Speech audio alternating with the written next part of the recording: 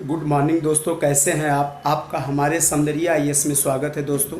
आपकी परीक्षा को ध्यान में रखकर हमने ये वीडियो शूट किया है दोस्तों। आपकी परीक्षा के पॉइंट ऑफ व्यू से यह वीडियो आपके लिए 100% हितकर सिद्ध होगा, ऐसा हमारी उम्मीद है दोस्तों आज ये छोटे छोटे 3 आंदोलन को हम देखेंगे जिनका सिर्फ नाम और फाउंडर आपके परीक्षा में पूछा जाता है दोस्तों। जिसमें पहला आंदोलन है देव समाज। देव समाज ये आंदोलन 1887 में लाहौर में स्टार्ट हुआ था दोस्तों। इस आंदोलन के संस्थापक शिव नारायण अग्निहोत्री हैं दोस्तों। और इस आंदोलन का मुख्य उद्देश्य लाहौर में सामाजिक सुधार लाना था दोस्तों।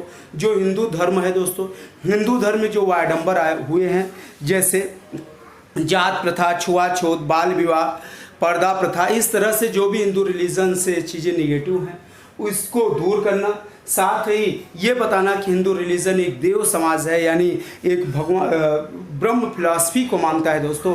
इस तरह से हिंदू धर्म में सुधार लाने के लिए यह आंदोलन दोस्तों किया गया था। बस इतने आपके परीक्षा में सिर्फ 2 चीज़ें आती हैं, देव समाज संस्थापक और कहाँ स्थापना हुआ, ये भी कम पूछा गया, लेकिन ये दोनों इंपॉर्टेंस है। बस इतना ही दोस्तों। दूसरा है servants of India society. Servant of India society 1815 में स्थापित हुई थी दोस्तों। इसके संस्थापक का नाम पूछा जाता है गोपालकृष्ण गोखले जी हैं। गोपालकृष्ण गोखले दोस्तों आपको पता है कि किनके शिष्य थे? ये थे जस्टिस रानाडे। जस्टिस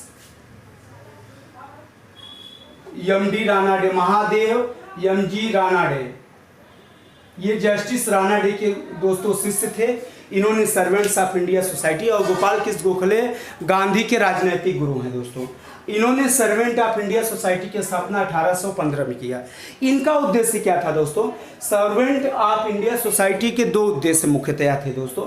नंबर 1, सामाजिक सुधार करना। सेम वही चीज़ दोस्तों जो सोशल सामाजिक रूप से, जैसे महिला स्वतंत्रता है, ठीक है, पर्दा प्रथा को समाप्त करना दोस्तों, अछूत जो छुआछूत है उसको दूर करना दोस्तों, जात प्रथा, इस तरह से जो भी नेगेटिव चीज़ें थी इन सबको दूर करना, इसका पहला उद्देश्य था दोस्तों।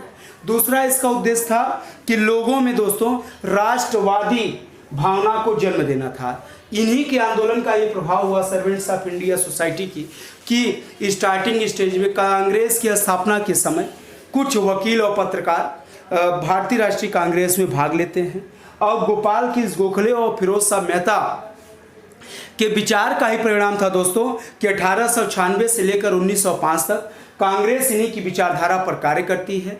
और इन्हीं का विचार था कि ज़्यादा से ज़्यादा भारतीयों को विश्व के विभिन्न देशों में भेजा जाए और उस देश में वो लोग उस देश में रहकर ये भारतीय उस देश की सरकार पर दबाव डाले और उस देश की सरकार के थ्रू ब्रिटिश संसद पे दबाव डाला जाए, जिससे कि भारत में जो ब्रिटिश शासन है वो भारतीयों को बहुत ज़्यादा हरासमेंट न कर सके और भारतीयों को सुरक्षित रख सके।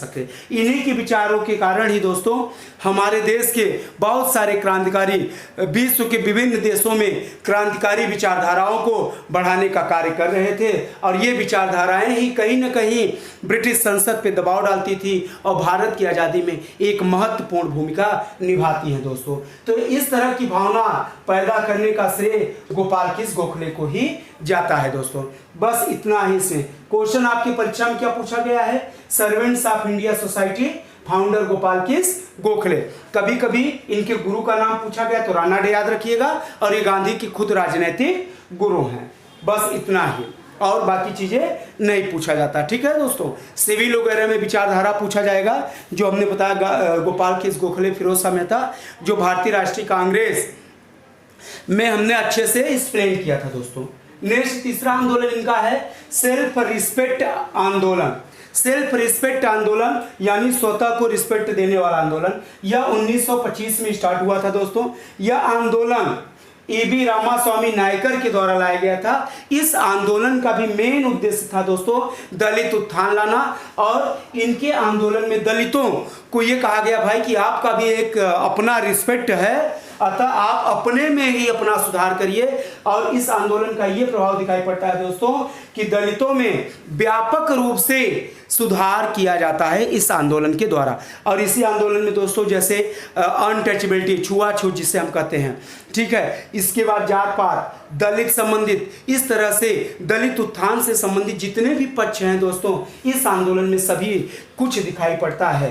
अच्छा दोस्तों, यहाँ पर ये चीज़ तो हम विस्तृत कर दिए। आपके परीक्षा की कार्डिंग से एक ही क्वेश्चन आता है प्रीलिम्स में या एमसीक्यू में, एसएससी रेलवे में, कि सेल्फ रिस्पेक्ट मूवमेंट किसने किया था।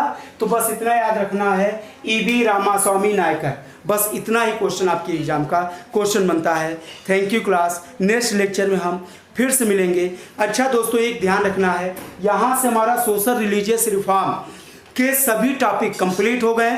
जितना आपके सिविल में, पीसीएस में, एसएससी रेलवे जितना भी क्वेश्चन आया है, हमने प्रीवियस लेक्चर मतलब लगभग 8 से 9 लेक्चर हुआ है दोस्तों सोशल रिलीजियस रिफॉर्म का, जिसमें हमने पूरा कर लिया है। आप लोग सभी लेक्चर को प्रॉपर ढंग से देख लीजिए। अब हम इससे रिलेटेड जितने भी क्वेश्चन पेपर आए हैं दोस्तों, चाहे आईएएस में हो, पीसीएस में हो, रेलवे में हो, एसएससी में हो या स्टेट सर्विस के किसी भी एग्जाम में हो दोस्तों, वो सभी क्वेश्चन को हम कलेक्ट कर चुके हैं। अब उसको हम बहुत जल्दी यथाशीघ्र लोड करेंगे दोस्तों। आप सभी ये पूरा प्रीवियस ईयर के सभी लेक्चर सोशल रिलीजियस वाले सॉल्व कर लीजिए, अच्छे से समझ लीजिए दोस्तों। उसके बाद क्वेश्चन अगर सॉल्व हो जाता है तो निश्चित रूप से आपका ये चैप्टर पूरा क्लियर हो जाएगा, एक भी क्वेश्चन नहीं छूटेगा। Thank you class. अगर आपको हमारा लेक्चर अच्छा लगेगा दोस्तों, इसे लाइक करिए, शेयर करिए, कमेंट करिए, जिससे जैसे ही नया वीडियो हम अपलोड करें दोस्तों आपको मिलता रहे। Thank you.